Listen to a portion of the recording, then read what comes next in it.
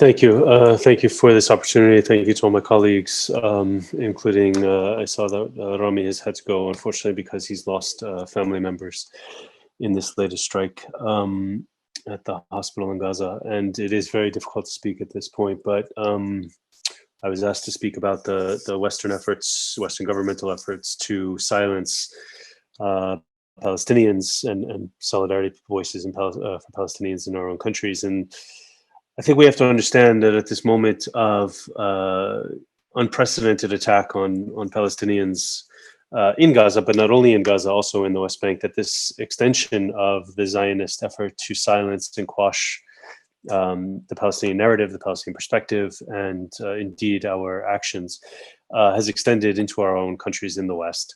Here in the United States, while we have and are seeing a growing mobilization of protests by civil society, by different groups, including labor unions and others, we are also seeing the criminalization of Palestinians.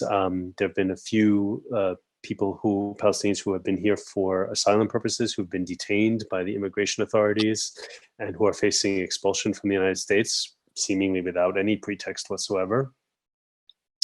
We are seeing efforts, non-governmental efforts, but nonetheless efforts at elite levels to target those who are speaking out on behalf of Palestinians, including employers who are either rescinding job offers, or by academics who, just in the Wall Street Journal yesterday, a prominent legal scholar at Stanford University has called, University of California, has called on law firms not to hire his students who are supporting Palestinian rights.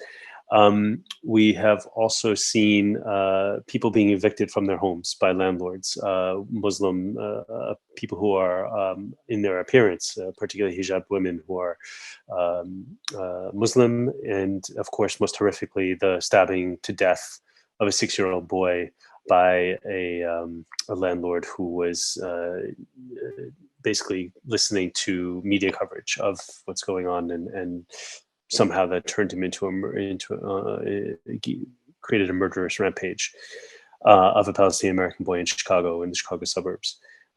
In France, we're seeing the authorities crack down, prevent protests. They've arrested, authorities in France have arrested a leader in the Jewish community for carrying a Palestinian flag at a protest, someone from the Jewish community who opposes what Israel is doing and what France is doing. We've seen the arrest of a prominent Palestinian activist, allegedly for being a risk to public order because she is a member of the PFLP, and so she has been detained and faces expulsion from France. She was on a speaking tour prior to this event starting on October 7th.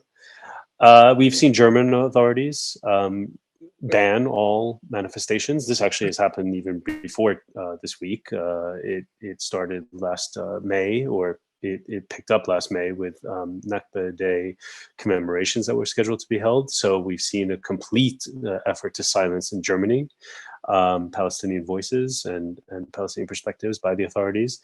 And this is something that's happening even as I said, we are seeing massive mobilizations of people opposing not just what Israel's doing, but their own government's complicity in the crimes that are happening. And I think at this point, with President Biden from the United States on his way right now on Air Force One, seemingly taking off in the plane just before Israel carried out this airstrike on a hospital in Gaza, heading over to Israel and allegedly planning to attend Israel's war cabinet tomorrow, which would of course make him implicate him in any decisions or any actions that were taken out of that meeting that would constitute war crimes. As our governments are lining up in support and aiding and abetting war crimes on Palestinians in Gaza, we are seeing the mass mobilization of people, and I think we'll see it in coming days even more than before. And we are seeing a crackdown. We're seeing arrests. We're seeing efforts to silence the Palestinian narrative on social media. The platforms are silencing and shadow banning and taking other steps to remove Palestinian content, any content that challenges the dominant narrative. We're seeing media outlets refusing to give equal space to Palestinian voices. Sometimes they're contacting people to speak and then stringing them along for hours before denying them the opportunity to respond, even as they give ample opportunity not only to Israeli government spokespeople, but also to the family members of some of the victims in Israel to go into great detail about the traumas that they've experienced while refusing to give similar kind of opportunities for Palestinians, and thus trying to shape the public perception. I think it's largely not working, but I think it's very dangerous at the moment, and certainly for those of us in the community that are standing up and speaking out. We are aware that, at least here in the United States, I could speak where I'm speaking from, we are aware that there are threats to our lives, threats to our protests, but on social media, the authorities are reluctant to investigate and are reluctant to provide protection. I participated in a protest here in the Detroit area where I'm based over the weekend, and while we had a few thousand people turn up on a rainy day, the police presence was minimal. And while in previous years, we might have welcomed a minimal police presence. The fact is that there was a direct threat made to our protest over the weekend, and we did not see the same kind of response from the police, even as the police are taking steps to secure and provide protection to Jewish American institutions on the alleged notion that Hamas has lone wolf actors around the world, for which there is absolutely no evidence, and for which there is, it seems to be one of these made up kind of fictions to justify not only this protection effort, but also the demonization of Palestinians, all Palestinians, regardless of where they are.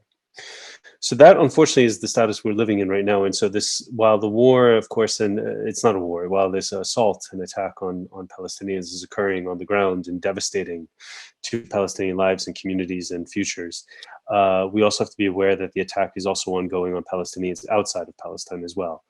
Again, something that we've seen before in the past, but this is certainly at unprecedented levels and in coordination with the Western government response that's also unprecedented in terms of its support for the government and its war crimes. Thank you.